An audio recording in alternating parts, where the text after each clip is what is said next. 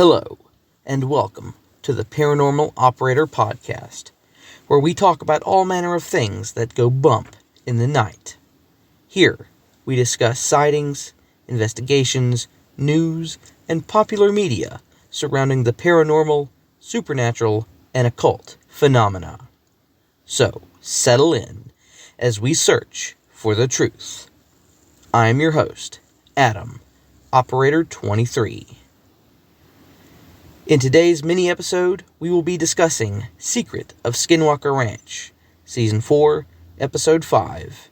Here's the drill. Spoiler warnings. Spoilers ahead. In 3, 2, 1. The episode starts with a recap montage showing the anticipation building up toward the crane, the ball drop experiments with the helicopter's loss of GPS, and the UAP, which was in the air with the helicopter. After this, we're caught up and the drill arrives on the ranch. The goal for the straight shot drillers is similar to the last time they were there. Drill through the mesa and help resolve the GPR anomalies. This time, the drill is closer, with several boulders having been removed and an area cleared out in the previous episode.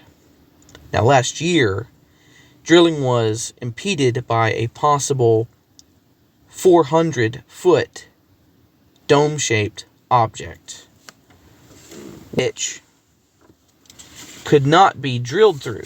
So whatever it was must have been fairly hard. But, very strange, possibly composite material was brought out of the borehole. And Travis mentions again that the material is very similar to the stuff used on the bottom of the space shuttle to keep it from burning up upon re-entry. This time, the drill will be aimed at a vertical anomaly from a recent episode, and hopefully drill above the dome-shaped anomaly that stopped them last time. Once the drilling begins, we cut to Homestead 1, where Candace and Tom, the two caretakers, are meeting with some of the locals to discuss their experiences with the ranch. From the local perspective, the ranch has always been cursed and is a place that needs to be avoided. On top of this, there's a stigma that people simply, they don't talk about all the high strangeness that goes on there at the ranch, mainly for fear of being ostracized. Now, some have said that the ranch is a nexus for the Skinwalker, and that it is in the path of the Skinwalker, and the Skinwalker has many paths down which it travels, and they all lead back to the ranch. Another account from the locals was a description of a close encounter with the Skinwalker itself. Apparently, they were on the road, and it came out of an area, spotted them, and then scurried away. The last thing of note that the locals spoke of was a UAP or possibly an orb encounter. And the way that Travis puts it, these orbs may very well have been stalking these guys out there. Later, we cut back to the drill, and they are only at 60 feet, with the goal being 200 feet. So they got quite a ways to go. Meanwhile, while the drilling is going on, Dragon and Caleb search for openings in the face of the mesa.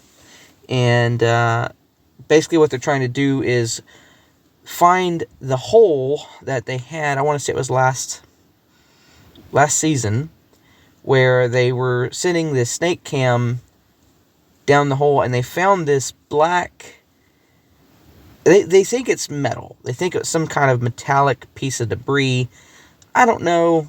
It could be plastic. It looks to me like a wrapper off of something. But at any rate, they try to find that hole. They can't find it. They do one hole, and they can't really go in too far, so they go to another hole. And the second hole is, it's kind of interesting. So they put the camera down there, and they find these rocks. It's an area of rocks that are just coated in this red substance, and it's like blood red. Now Dragon says it's pink, so that could be just something with the camera that, on our end we're seeing it as red, but on their end it looks pink.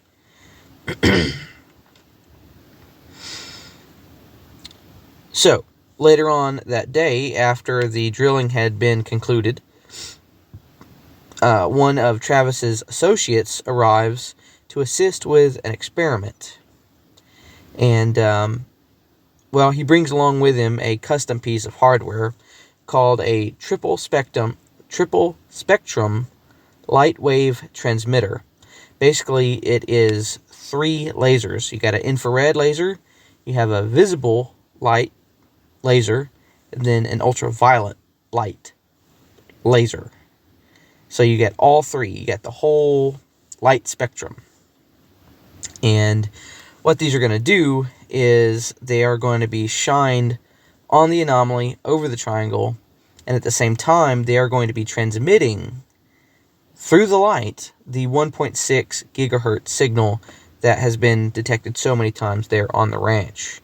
And the thought process behind this is perhaps it will trigger some kind of response. Now, if that doesn't do it, simultaneously with the laser display, they are also going to be firing fireworks, specifically mortars, as well as some small rockets. So, the experiment begins. It is dark outside. The first volley of fireworks goes off with success. It just goes up and then boom, works. The rocket, however, fails to fire, and I'm not sure if it's a failure in the ignition. You do see a little something like a puff of sparks, so I don't know if it was a bad motor. They don't show them taking out the motor, but of course, it's edited for time, so you probably wouldn't see it anyway. But the first time they shoot it off, or they try to shoot it off, it doesn't work. They try again. It fails the second time. Third time, it finally launches. The mortars, they're going up. They're launching and exploding just fine. So, they finally get the rocket to go up. And about that time, while they're preparing for the second rocket, Thomas spots a purple flashing light, or at least he describes it as purple. Seeing it on the television screen, it doesn't look purple to me. It looks blue. And it flashes in kind of a strobe kind of pattern, and then it goes away. And then it comes back. In fact, you can see it. It happens at least 3 times at 25:30, 25:50, and 26:08 in the episode. Now, when I first saw it, I thought it was a cop car, because that's what it made me think of. But it's so far away that you can't really make a shape out with the cameras. I think it's called a Boda effect. So there's like a retina or something inside of the lens of the camera, and so if something is too far away, it'll just kind of take that shape because the light is being forced into that shape. But just the pattern and the color, it just made me think of a cop car. Now, no one saw the blue light or purple light except for Thomas Winterton. He's the only one that saw it. None of the cameras caught it, except for, like the TV camera. So it's kind of frustrating. And none of the surveillance cameras, so far as we know, caught it either. So, what happens? Well, eventually Thomas is like, okay, look, we got to get out there. We got to figure out whether or not it's people, or if it's actually, if this is a legit response from the phenomena. And Eric chimes in and says, remember, hey guys, just remember, we might be being surveilled, and that this could be some kind of an attempt to, interfere with the operations. This light is coming from the ground, and Thomas was saying that it was in the south field, somewhere near the South Tower and the Canal Road. So he gets in a UTV and tears off down there. And then Candace and Tom, the caretakers, they come from another direction to try to, meet in the middle, as it were. And they don't see anything. They don't find any evidence of anything there on the ground, or at least not that we're shown. And, well, they want to fire off one more rocket. And they do. It goes off. It goes up into the air. And, first let me back up. Before they fire the last rocket, Travis, through the night vision goggles that he has, spots this object in the sky. It's just a small ball. It is blinking in a regular strobe pattern. And when they first saw it, I'm like, come on, guys, that's an airplane.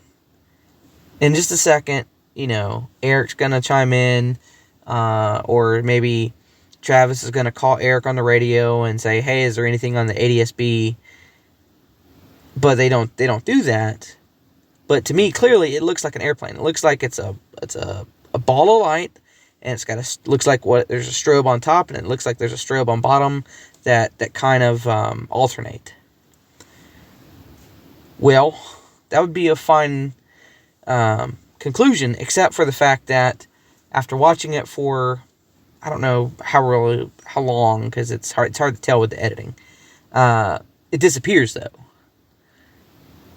So if it was an aircraft or a drone, they would have had to turn their lights off. But also, if it was some sort of aircraft, he would have heard it. So I don't know. It's weird. It's really weird.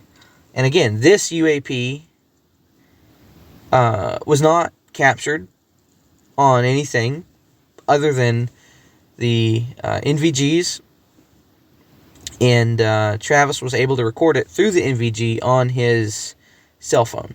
So we do have footage of it. Now, what was kind of alarming to Travis and Caleb as they were observing this was that the object appeared to be just above Thomas, Candace, and Tom while they were out there in the south field. Whether it was actually above them, you don't know. You can't really tell perspective. But from Travis's, I guess you could say, perspective, even though I don't want to confuse people, it was there, it was above them, and it was basically watching them.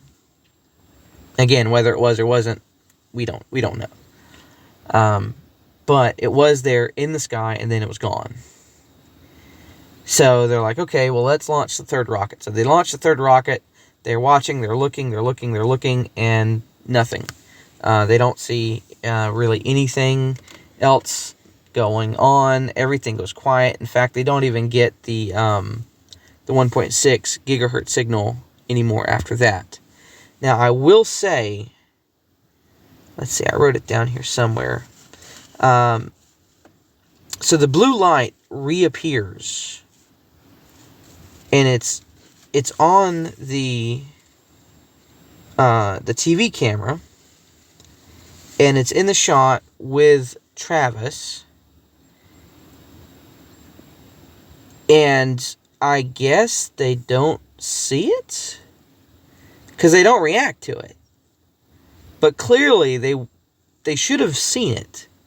So you can look at it. It's 34 minutes 17 seconds. It's in the background. I saw it and I'm like, wait a minute. There it is. How did they not see it? So, that's kind of weird. That's to me, that's very weird.